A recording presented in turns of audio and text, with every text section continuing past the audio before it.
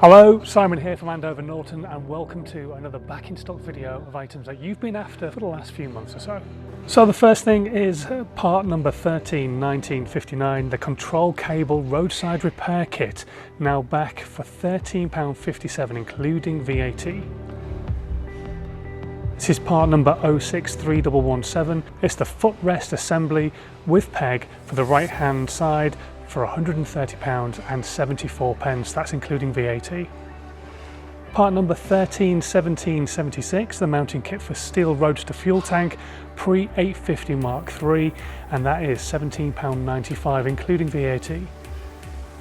060885, the chain oiler regulator is back in stock for £12.41 including VAT.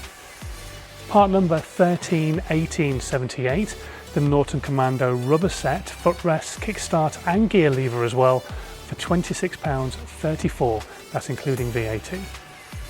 And last but not least, the 131824, that's the crankcase fixing set for the Dommie in the 8899 and 650 from 1962 onwards sets, that is £46.74 including VAT.